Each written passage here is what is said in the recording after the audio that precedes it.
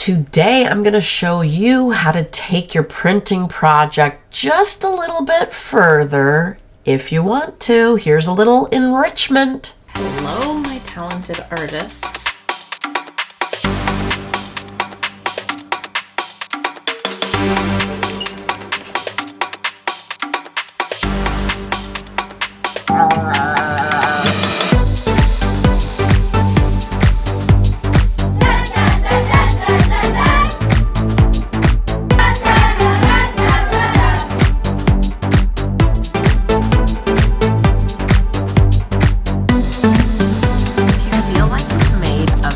Single prints and you're ready for a challenge, you want to take your plate, and you want to cut exactly along the lines that you carved in. So this one would need to be trimmed a little bit more, and it would just look like this. You want to cut right in that groove, okay? It's always good to take your scissor out and go from the edge toward the center when you're cutting. And then this little piece really needs to go in the trash, and go around and trim the whole thing until you have it cut out neatly.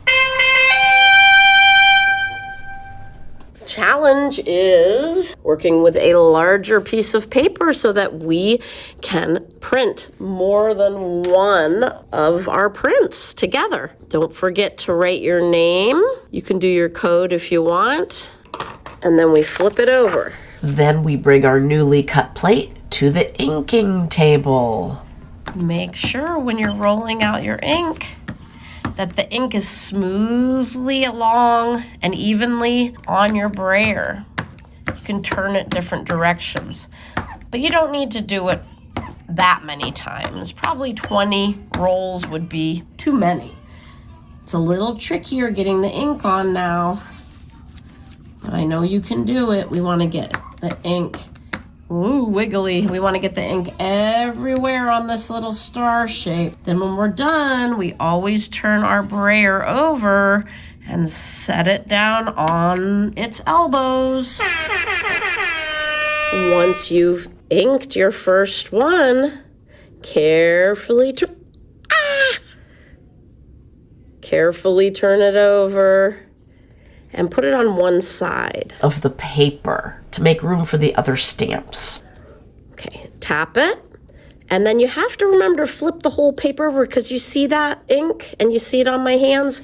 We don't want those smudges on the front. So you can hold it with one hand and rub it with the other, or use your handy dandy spoon. Remember, hold it like this, and then put your thumb in the bowl. In fact, I put this finger even higher up like that. Hold your paper steady with one hand and stand up and press. Sorry, it's so wiggly and jiggly, but I'm wiggling and jiggling the table because I want to make sure that my ink transfers. I can even see a little bit of the redness coming through the paper. I know then that I have pressed it pretty well. All the tips, all the sides, and the center. Okay, now here's the tricky part, because we are going to pull it and then we're going to leave it here. We're going to go back and ink this one more time with a different color.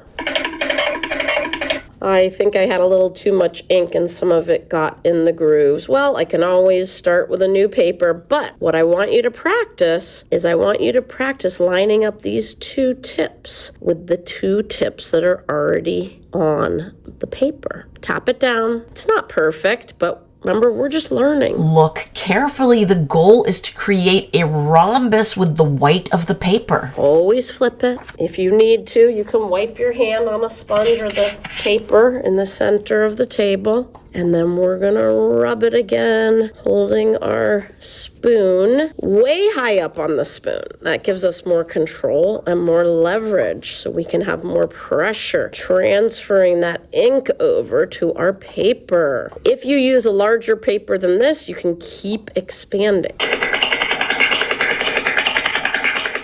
You're always trying to get no smudges on the front. See, I got some smudge on the table. That's the tricky part. Oh, yep, a little bit too much ink, but it's still a pretty pattern. I want to show you how to not get this smudge on the table. Let's go get a third color and see how to add that to our paper. Now I have a third star, and I don't want to get near that. That's a big mess. So let me move over here.